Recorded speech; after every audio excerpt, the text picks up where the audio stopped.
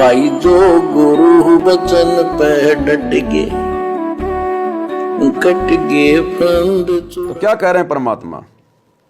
नीच आदमी है काम होते दुनिया को मूर्ख बनाए, उनका जीवन नष्ट करें। अब तो स्वयंभू गुरु बन के, जैसे 2-3 दुष्ट बन गए थे, संजय दिल्ली वाला और पवन जयपुर वाला, ये पाप आत्मा थे। इन्हें तुम्हारा नष्ट करने का ठेका ले रखा काल से। हम तो सपने भी नहीं सोच सकते थे। हम तो भक्ति कर रहा था, पता है भाई भगवान मेरा कल्याण तो होगा, गारंटी होगी थी। और औरों को क्या बताऊं, क्योंकि ऐसा ज्ञान नहीं, ऐसा भगवान नहीं। परीक्षा हुआ हर तरह से, कितने कमाल चमत्कार किए मेरे साथ। मेरी लोहे की जाली उड़ा दी जो राखी पर लगाते मच्छरों से बचाने के लिए। परमात्मा कह रहे हैं भगवान ने मेरे लोहे की जाली बढ़ा दी जो मच्छरों के बचाव के लिए लगाते हैं जाली। खैर ये तो परमात्मा है, अपने आप को छुपाते हुए इस प्रकार की बातें कर रहे हैं, क्योंकि जाली बढ़ाने वाले भी यही और भगत की भूमिका करने वाले भी यही। ये तो सतगुरु के खेल हैं। असल में भाई और बहनों, इस पवन दास की कई बार परमात्मा ने मेरी उम्र बढ़ाई है, मेरी उम्र। क्योंकि कलयुग की पिछली पीढ़ी में परमात्मा अपनी विशेष आत्माओं को जन्म देता है, और जब तक हम सतगुरु की शरण में नहीं आते तब तक हम काल की कैद में रहते हैं। लेकिन नजर सतगुरु की रहती है अपनी आत्माओं पे। जैसे कोयल अपने अंडे जो है वो कौवे के घोंसले में दे देती है, वो मादा जो कौवा होता है वो उन अंडों पे बैठता है, लेकिन कोयल दूर बैठकर नजर रखती है और इंतजार करती है बच्चों के उड़ने का। तो मैं क्या है, जब मैं 4वीं या 5वीं में जब मैं पढ़ा करता था, पहले तो क्या है कि मेरे जो पिताजी थे, जो अब तो मर चुके हैं, नाम दीक्षा ले ली थी उन्होंने, लेकिन भक्ति पूरी नहीं कर पाए, उनसे शराब नहीं छूटी थी। लास्ट में कुछ ऐसा हुआ उनके साथ में, परमात्मा ने उनके कर्म और अधिक ना बिगड़े, इसके लिए परमात्मा ने लास्ट में मेरे पिताजी को अंधा और बहरा कर दिया। और 3 साल तक मेरे पिताजी की मेरे पास में रहना मजबूरी बन गई। अब मेरे अधीन आ गया। अब मेरे अधीन है तो उसको कौन उसको बीड़ी देगा, कौन उसको जो है वो सिगरेट पिलाएगा, कौन उसको दारू पिलाएगा। तो 3 साल तक वो घर में रहा और बढ़िया परमात्मा ने उसकी सेवा करवाई। अन्यथा मैं तो बहुत नीच आदमी था। अगर इस सतगुरु की शरण मुझे ना मिलती, ये ज्ञान मुझे ना मिलता, मेरे बाप की ऐसी दुर्गति होती, शायद ही दुनिया में किसी बाप की दुर्गति हुई हो। लेकिन दुर्गति जो उसकी हुई थोड़ी बहुत, जैसे वो अंधा हो गया, बहरा हो गया, वो तो उसके भैया अपने वो कर्म थे। उन कर्मों में तो दास क्या कर सकता है, क्योंकि हमने तो उसको बार बार भक्ति से जोड़ा, बार बार मैंने उसका नाम शुद्ध करवाया, बरवाड़ा लेके जाता था। लेकिन मैं रहता जयपुर में, वो रहता गांव में। अब गांव में उसके 20 यार, पास में दारू का ठेका। अब पवन दास थोड़ा ना रोजाना कोई 150 किलोमीटर जाके उसका ध्यान रखेगा। तो अंत में उसके साथ क्या हुआ कि वो अंधा हो गया, बहरा हो गया, और मेरे साथ में रहना उनकी मजबूरी हो गई। और दास उस समय पांडवों की तरह अज्ञातवास भोग रहा था। मैनेजमेंट वाले मेरे पीछे हाथ धो के पड़े हुए थे। कभी देहरादून, कभी उत्तराखंड, कभी हरिद्वार, पता नहीं कहां कहां दास घूमता रहता था, सबको डाल के लोहारों की तरह।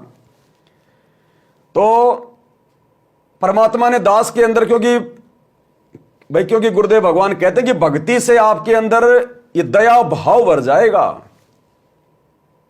आपके संस्कार परमात्मा काट देता है, चेंज कर देता है।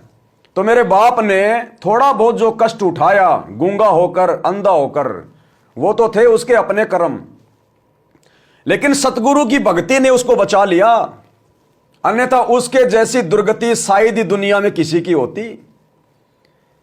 क्योंकि मेरा छोटा भाई है, आत्मा तो परमात्मा की है, अच्छी आत्मा है, उसको भी मैंने नाम दिलाया था। पूरे परिवार को मैंने नाम दीक्षा जो है वो दिलवाई थी। लेकिन मेरा भाई भक्ति मार्ग पर नहीं टिक पाया, उससे शराब नहीं छूट पाई, आज भी नहीं छूट पा रही है। तो भाई तो वैसे भी उसके साथ में मारपीट कर लिया करता था, गाली गलौज हो जाती थी दोनों बाप बेटों की। और मैं रहता था जयपुर में। अब मैं लोगों की नजरों में तो बड़ा शरीफ था, लेकिन कर्म बहुत ज्यादा उल्टे सीधे करता था। शराब ही नहीं पीता था, बाकी तो 1 नंबर का मैं जाहिल आदमी था।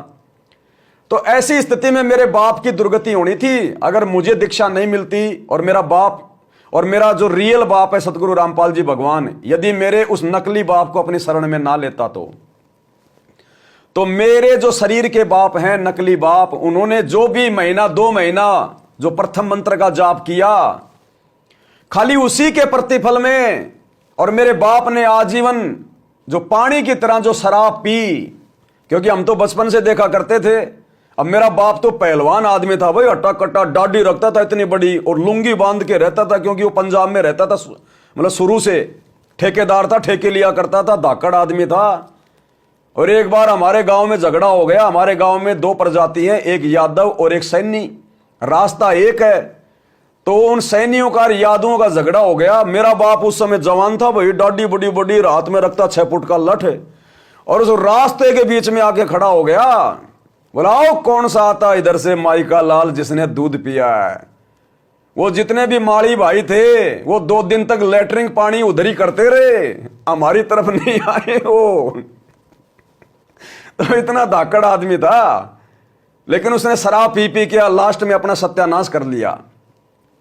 तो उसने महीने 2 महीने जो सत भक्ति करी भाई और बहनों, खाली उसी सत भक्ति के प्रभाव से परमात्मा ने अंत में उसकी इतनी अच्छी सेवा करवाई हम लोगों से, इतनी अच्छी। उसका लेटरिन हम लोग उठा उठा के साफ करते थे, क्योंकि उसने तो मर्यादा तोड़ दी। मर्यादा तोड़ोगे तो भैया भगवान किसी का सगा नहीं है। मेरा बाप इतना पागल हो गया था, अंत में अपनी लेटरिन खुद ही खाने लग जाता था। यह शिक्षा मिल रही है भाई और बहनों हमें, कि आज ये पवन दास इस परमात्मा के कितना जो है वो नजदीक है। परमात्मा ने इस पवन दास को इस इतनी बड़ी भूमिका के लिए हीरो के रूप में चुना। उसके बावजूद भी पवन दास के बाप की अंत में यह स्थिति हुई। इसका मतलब परमात्मा किसी का सगा नहीं है। परमात्मा उसी का सगा है जो उसकी मर्यादा में रह के भक्ति करेगा। यह ना सोचना कि मेरा बेटा भक्ति कर रहा है, मेरी बहू भक्ति कर रही है, भगवान मेरे को भी संभाल लेगा। जो विशेष कर्म है वो तो भैया भोगने पड़ेंगे। ये निर्मोही परमात्मा है, समदृष्टि परमात्मा है। तो मेरी मां और मेरी जो सांसारिक जो भक्तमती है, अब तो हमारा भाई बहन का रिश्ता है, तो उन्होंने मेरे बाप की बहुत अच्छी सेवा करी। मेरी मां तो चलो भाई उनकी पत्नी रह चुकी है, अब वो तो जो है वो कभी कभार मेरी मां तो एक आधा उसके ऊपर हाथ भी साफ कर लिया करती थी, क्योंकि मेरी मां को उसने इतना मारा, इतना पीटा भाई। बचपन में भाई हम देखा करते थे, आज वो चीजें याद आती हमें। एक समय मेरा बाप मेरी मां को मार मार के और कुएं में लटका दिया था। हमारे घर के पास में कुआं है, हम छोटे छोटे थे उस समय, लेकिन इतना नहीं समझ पाते थे। बाद में परमात्मा ने थोड़ी बुद्धि खोली, तो मेरा बाप कुएं में लटका दिया करता था और मेरी मां को मार मार के गांव के बाहर निकाल देता था। मेरी मां बाहर जाके बैठा करती थी शमशान घाट की तरफ। मैं छोटा था और कहा करती थी कि भाई उस बच्चे को जो मतलब दूध पिलाना उसको लेके आओ। मेरा छोटा भाई था, फिर उसको दूध पिलाने के लिए हम लेके जाते थे मेरी मां के पास में। इतने कष्ट सहे माता जी ने। अगर मेरी मां अगर हार मान जाती उस जीवन से, जैसे आजकल की माता बहनें संगत में 2 थप्पड़ मार दिए उसके पति ने घर छोड़ के भाग जाती है। मेरी मां अगर घर छोड़ के भाग जाती, जो जुल्म उसने किए थे राक्षस जैसे, आज ये पवन दास आप लोगों के सामने लाइव आने के लिए नहीं होता। आज परमात्मा इस दास को भक्ति देकर आप भाई बहनों को दृढ़ करने के लिए यहां तक नहीं भेजता। तो मेरी मां की कितनी बड़ी भूमिका है, कितना बड़ा योगदान है। तो हम देखा करते थे भैया बचपन में ये सारी बातें। शराबी का बेटा कोई भगत बन सकता है क्या? परमात्मा ने बचाया इस दास को। समय से मुझे जयपुर में निकाल दिया, नहीं तो मैं भी उसी रंग में रंगा होता और आज मेरी भी वही होती ये दुर्गति। तो ये परमात्मा किसी का सगा नहीं है। इस परमात्मा की भक्ति ना करके, चाहे किसी की मां हो चाहे किसी का बाप हो, भैया वो किसी का सगा नहीं है। लेकिन हमारा जो कर्तव्य था भाई, उनका बेटा होने के नाते, उनकी जो है मतलब की पुत्र वधु होने के नाते, हम लोगों ने हमारे बाप की सेवा दिलो जान से की। हमने कभी उंगली, मैंने तो वैसे भी मेरे बाप की तरफ कभी जिंदगी में, मेरी माँ और मेरे बाप की तरफ, बाप तो मेरा मर गया, माँ मेरी मेरे साथ में रहती है, कभी मिलना हो तो आप जी उनसे पूछ सकते हैं। मैंने कभी मेरी माँ से ऊंची आवाज में जिंदगी में बात नहीं करी। मैंने मेरी माँ की तरफ कभी उंगली नहीं करी, जबकि मेरा छोटा भाई मेरी माँ के साथ में मार पिटाई कर चुका है। तो भाई और बहनों, संस्कार चाहे भाई हो चाहे बहन हो, सबके अलग अलग होते हैं। मैंने आज तक कभी मेरी माँ की तरफ कभी यूं आंखें निकाल के बात नहीं करी, ऊंची आवाज में बात नहीं करी, धमकाया नहीं, उंगली नहीं उठाई मैंने। और ना कभी मेरे बाप के आगे बाप के आगे तो बोलने का सवाल ही नहीं था। बाप तो मुझे मार मार के जो है गधा बना के रखता था। मैं तो बहुत ज्यादा उससे डरता था, लेकिन परमात्मा साथ में था, परमात्मा यहां तक ले आया। ये मैनेजमेंट की मार जो इस पवन दास ने सहन करी है ना, ये परमात्मा ने ऐसे सहन करवाई है, क्योंकि मेरे बाप ने बचपन में मुझे इतना मारा, मेरे को पका दिया, स्टील मैन बना दिया, जिस कारण से दास ये मैनेजमेंट के लट सहन कर गया। नहीं तो मैनेजमेंट जिस कदर मुझे मार रहा था उसका वीडियो नहीं बना पाया मैं। आप कहोगे भैया जानवर मर जाता, जोटा मर जाता, जिस प्रकार से वो 6-6 फुट के गेंडे मुझ पवन दास को मार रहे थे। तो उस बाप ने मुझे बचपन से मार मार के, क्योंकि मैं भी निकम्मा था। बाप भेजता था मुझे स्कूल में, मैं घूम फिर के आ जाता था। एक बार तो मेरा दादा ले गया मुझे पकड़ के स्कूल में, सरसों बड़ी बड़ी हो रही थी। मैंने कहा दादा मैं पेशाब करूंगा। बोला जा ये सरसों में करके आ जा। मैं बोले पकड़ बैग। दादा को बैग दिया और मैं काहे का बाथरूम कर रहा, सरसों के अंदर से भाग गया, क्योंकि मुझे पता था कि स्कूल जाऊंगा तो वो मास्टर मारेगा मुझे, क्योंकि मैं कुछ पढ़ता नहीं था, लिखता नहीं था, मुझे पहाड़े नहीं आते थे। वो जाते बोलता सुना 4 का पहाड़ा। अब मुझे 4 का पहाड़ा आता नहीं था, और वो मुझे उंगलियों पे यहां मारा करता था, यहां डंडों की, यहां पैरों के जो तलवे होते ना, 2 बच्चों को पकड़वा के ऐसे मारता था। तो मेरे को तो सबने मारा ही मारा है। अब बड़ा हो गया तो ये मैनेजमेंट मार रहा है।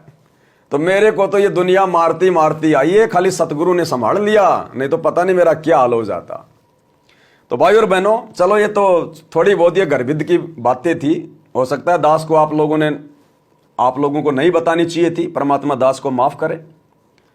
तो चलो हम आगे बढ़ते हैं अब अपने विषय के ऊपर। तो कहने का मतलब है सतगुरु किसी का सगा नहीं है। कोई इस गफलत में ना जिए कि मेरी तो ऐसे ही मौज रहेगी। भैया कुछ मौज नहीं है, यहां कुछ मौज नहीं है। अगर सतगुरु से दूर हो गए या मर्यादा तोड़कर भगत बने रहे, दिखावा करते रहे, अंत में दुर्गति होगी। दुर्गति जैसे मेरे बाप की हुई, जैसे दूसरे भगत भाई बहनों की हो रही है जो सतलोक आश्रमों से जुड़े हुए हैं। अकाल मौत, एक्सीडेंट में मौत, जहर खा के मौत, फांसी खा के मौत। ये सतगुरु किसी का सगा नहीं है। सतगुरु के लक्षण 4 बखाना। प्रथम वेद शास्त्र को ज्ञाना, दूजे हरि भक्ति मन कर्म वचन मानी, तीजे समदृष्टि कर जानी। ये समदृष्टि है, किसी में भेदभाव नहीं करता। ये वर्तमान में जो गुरु का परिवार गुरु को मानुष मान के जो बदमाशियां कर रहा है ना, ये आने वाले समय में देखना, ये गुरु का परिवार गुरु के दर्शन करने को तरसेगा, दर्शन करने को। ये दिखाएगा कि समदृष्टि क्या होता है। भाई जो गुरु बचन पे डट गे, कट गे फंद 84 के।